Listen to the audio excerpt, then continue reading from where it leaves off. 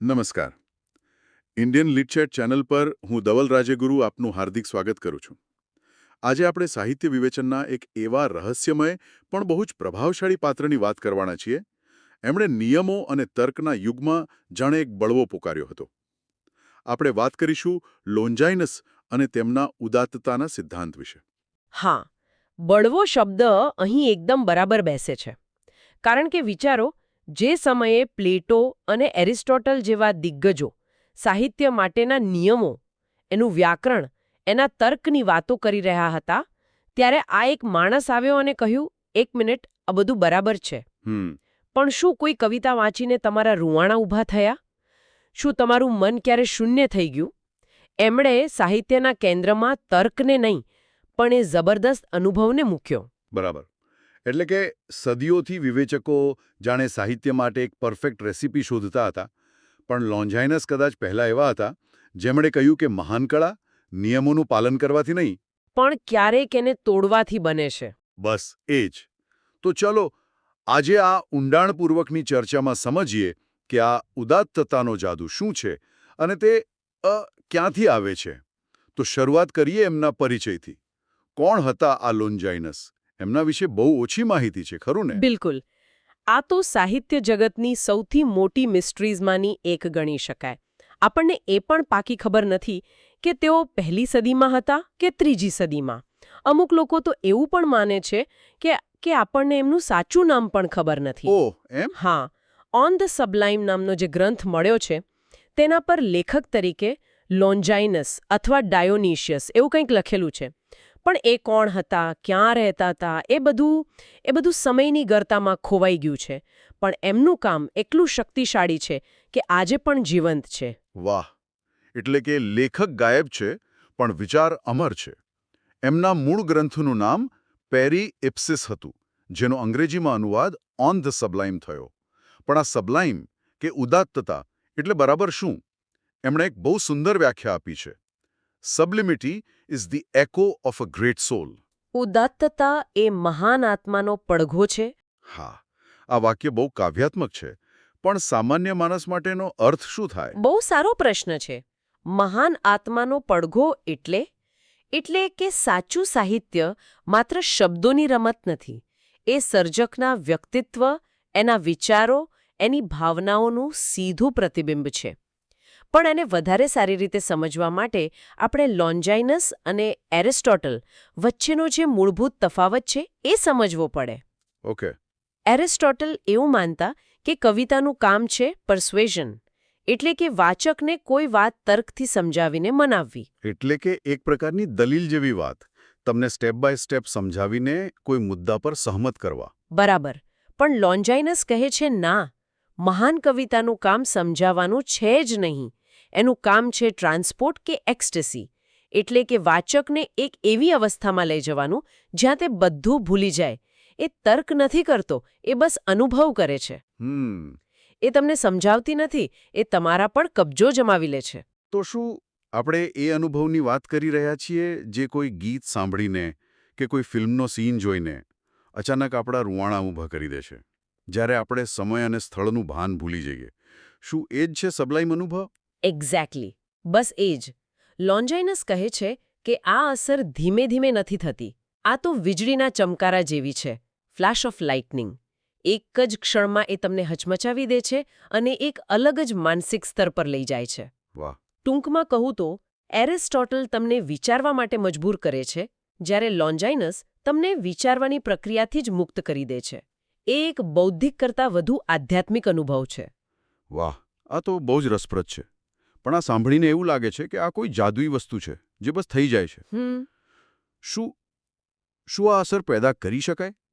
શું લોન્જાઇનસે આનો કોઈ ફોર્મ્યુલા આપ્યો છે કે મહાન સાહિત્ય કેવી રીતે લખવું? હા, અને અહીં જ લોન્જાઇનસ એક વિવેચક તરીકે મહાન સાબિત થાય છે. એમણે કહ્યું કે આ માત્ર જાદુ નથી, એની પાછળ કળા પણ છે.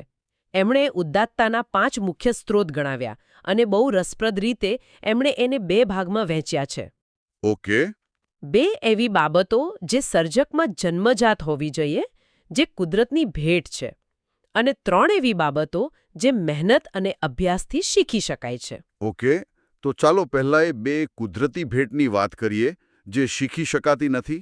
પહેલું અને સૌથી મહત્વનું તત્વ છે ભવ્ય વિચાર, ગ્રેન્જર ઓફ થોટ. આ લોન્જાઇનસના સિદ્ધાંતનો પાયો છે. તેઓ સ્પષ્ટપણે કહે છે કે જે વ્યક્તિના વિચારો નાના, સંકુચિત કે સ્વાર્થી હોય તે ક્યારેય મહાન સાહિત્ય રચી જ ન શકે. મહાન કવિતા શબ્દોની કારીગરીથી નહીં, વિચારોની વિશાળતાથી બને છે. એટલે તમે એમ કહેવા માંગો છો કે જે માણસ આખો દિવસ નાની નાની વાતોમાં, પૈસાના હિસાબમાં કે બીજાની બુરાઈમાં રચ્યો પચ્યો રહે એ ક્યારેય મહાન કવિ બની જ ન શકે. આ તો બહુ મોટો દાવો કહેવાય. હા, અને લોન્જાઇનસ આ દાવા પર એકદમ અડગ છે. તેઓ કહે છે કે મહાન વિચારો જ મહાન શબ્દોને જન્મ આપે છે. ઉદાહરણ તરીકે આપણે મહાભારતને જોઈએ. બરાબર. વ્યાસજીના વિચારો માત્ર એક યુદ્ધ કે રાજ્યની વાત નથી કરતા. એ ધર્મ, અધર્મ, કર્તવ્ય, મોક્ષ, માનવ સ્વભાવ, આખા બ્રહ્માંડને આવરી લે છે. સાચી વાત છે. આ વિચારોની ભવ્યતા જ મહાભારતને ઉદાત્ત બનાવે છે. અને આ જ સંદર્ભમાં લોન્જાઇનસ એક અદ્ભુત વાત કરે છે.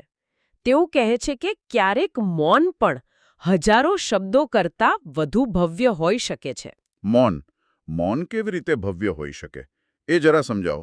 એમણે હોમરના મહાકાવ્ય ઓડિસીનું ઉદાહરણ આપ્યું છે. જ્યારે કથાનાયક ઓડિસિયસ પાતાળ લોકમાં જાય છે ત્યારે તે મહાન યોદ્ધા અજેક્સને મળે છે, જેની સાથે એને જૂનો ઝઘડો હતો. ઓકે. ઓડિસિયસ એની માફી માંગે છે, એની સાથે વાત કરવાનો પ્રયત્ન કરે છે. પણ અપમાનિત થયેલો અજેક્સ એક પણ શબ્દ બોલ્યા વગર એની તરફ પીઠ ફેરવીને ચાલ્યો જાય છે. વાહ. લોન્જાઇનસ કહે છે કે અજેક્સનું આ મૌન, એની એ ચૂપકીદી, એ હજારો શબ્દોની ફરિયાદ કે ગાળો કરતાં પણ વધુ શક્તિશાળી, વધુ ગૌરવપૂર્ણ અને વધુ ઉદાત્ત છે. એ મૌનમાં આખા પાત્રનું દર્દ અને સ્વાભિમાન છલકાય છે. અદ્ભુત ઉદાહરણ છે. હવે બીજી જન્મજાત ભેટ કઈ છે? બીજું તત્વ છે ઉત્કટ ભાવાવેગ, વિહિમેન્ટ પેશન. લોન્જાઇન્સે પહેલીવાર સાહિત્યમાં લાગણીને આટલું કેન્દ્રીય સ્થાન આપ્યું. એમના મતે કવિતા માત્ર ઠંડા દિમાગથી નથી લખાતી. એમાં એક પ્રકારનું ગાંડપણ, એક દૈવી આવેશ હોવો જોઈએ. એટલે પેલું કહેવાય છે ને કે કવિમાં થોડું પાગલપણ હોવું જોઈએ. શું તે માત્ર લાગણીશીલ હોવાની વાત છે કે પછી કંઈક બીજું છે? તે માત્ર લાગણીશીલ હોવાથી વિશેષ છે. અહીં ઉત્કટ અને તીવ્ર ભાવની વાત છે. લોન્જાઇન્સ માને છે કે જ્યાં સુધી કવિ પોતે જ એ ભાવને પૂરી તીવ્રતાથી અનુભવતો નથી, ત્યાં સુધી તે વાચક સુધી પહોંચાડી શકતો નથી. બરાબર. જેમ શાંત પાણીમાં કોઈ તરંગો નથી ઉઠતા, એમ લાગણી વગર લખાયેલી કવિતા વાચકના મનમાં કોઈ હલચલ પેદા કરી શકતી નથી. જ્યારે કવિ પોતે લાગણીના પૂરમાં તણાય છે, ત્યારે જ તે વાચકને પોતાની સાથે ખેંચી જાય છે. બરાબર. તો આ બે તત્વો થયા, મોટા વિચારો અને તીવ્ર લાગણીઓ, જે તમારી પાસે જન્મથી હોવા જોઈએ. આ સાંભળીને તો ઘણા નવા લેખકો નિરાશ થઈ જશે. શું એવા લોકો માટે કોઈ આશા છે જો જન્મજાત જીનિયસ નથી? શું એવી કોઈ સ્કિલ્સ છે જે શીખી શકાય? બિલકુલ. અને એટલે જ લોન્જાઇનસ વ્યવહારુ છે. એમણે બાકીના 3 સ્ત્રોત એવા ગણાવ્યા છે જે યોગ્ય તાલીમ અને અભ્યાસથી કેળવી શકાય છે. ત્રીજું તત્વ છે અલંકારોનો યોગ્ય ઉપયોગ, યુઝ ઓફ ફિગર્સ. એટલે કે ઉપમા, રૂપક, અતિશયોક્તિ એ બધી ભાષાની સજાવટ. હા, પણ અહીં લોન્જાઇનસ એક સુવર્ણ નિયમ આપે છે જે દરેક કલાકારે યાદ રાખવા જેવો છે. તેઓ કહે છે, સાચી કળા એ છે જે કળાને છુપાવે. Art lies in concealing art. વાહ. આનો અર્થ એ થયો કે અલંકારનો ઉપયોગ એટલો સહજ હોવો જોઈએ કે આપણું ધ્યાન એના પર જાય જ નહીં. જાણે કોઈ ફિલ્મના સ્પેશિયલ ઇફેક્ટ્સ.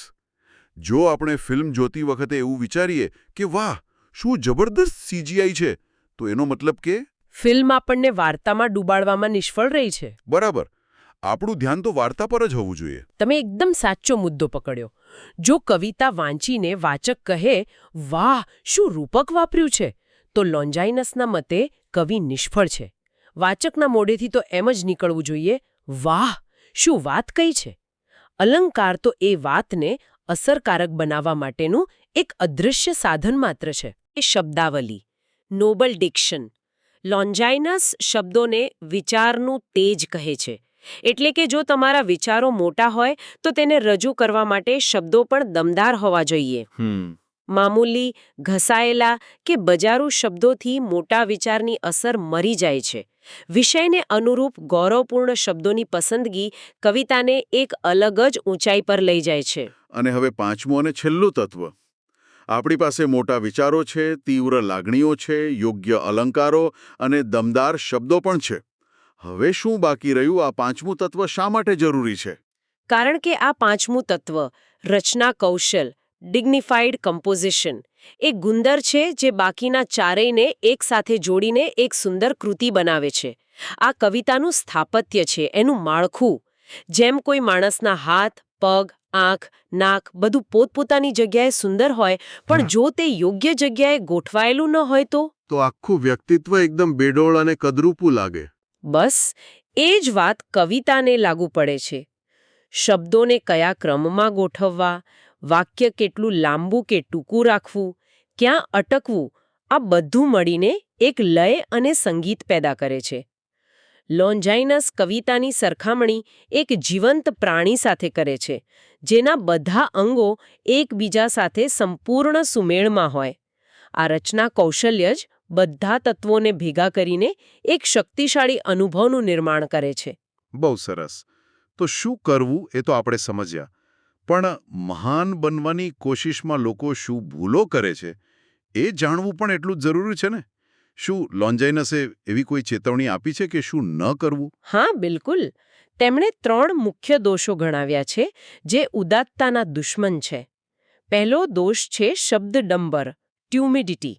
આને તમે સ્ટાઇલ ઓવર સબસ્ટન્સ કહી શકો.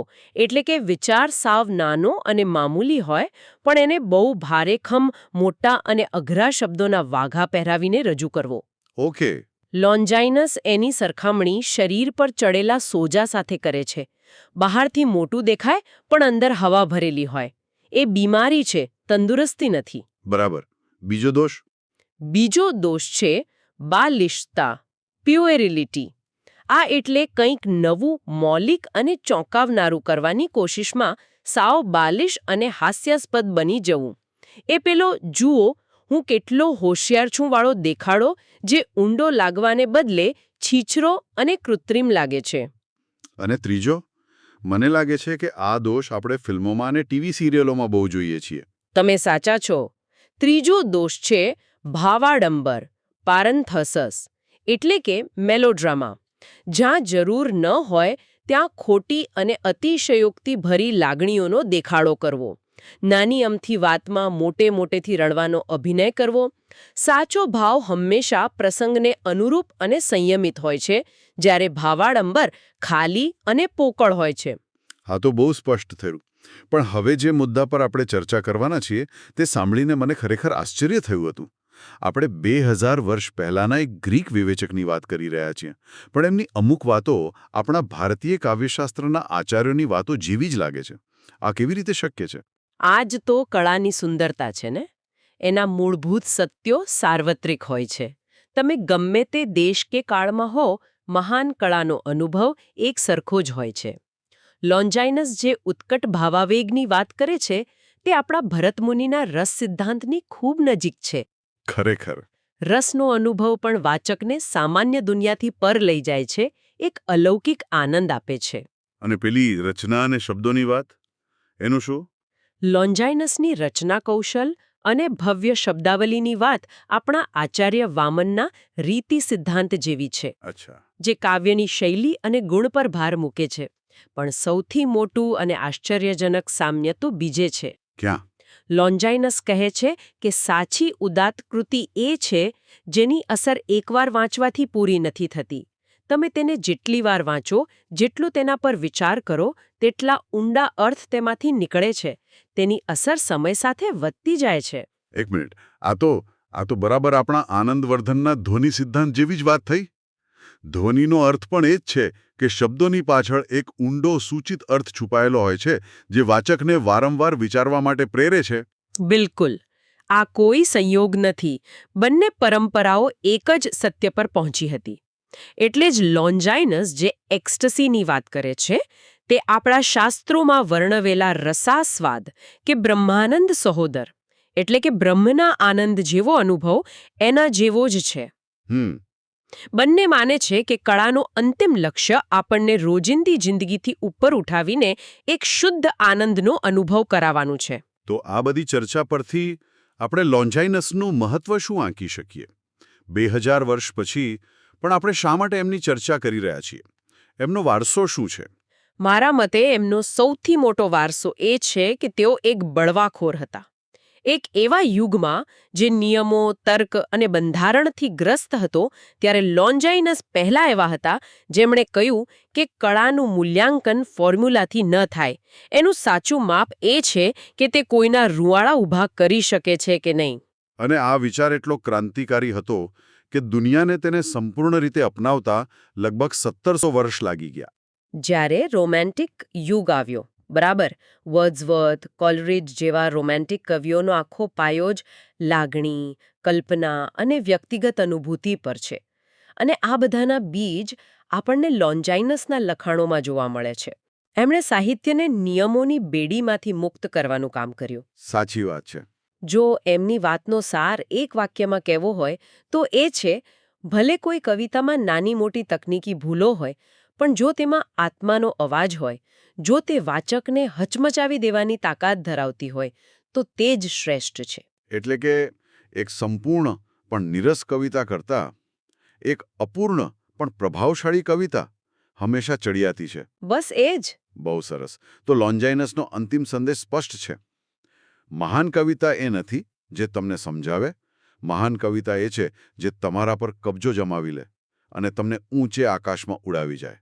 અને આજના આ માહિતી, ડેટા અને તર્કના યુગમાં જ્યાં દરેક વસ્તુનું વિશ્લેષણ થાય છે, ત્યાં એક વિચાર એ પણ કરી શકાય કે સાહિત્ય કે કળાનો આ આત્માનો અવાજ સાંભળવા આપણે કેટલો સમય આપીએ છીએ.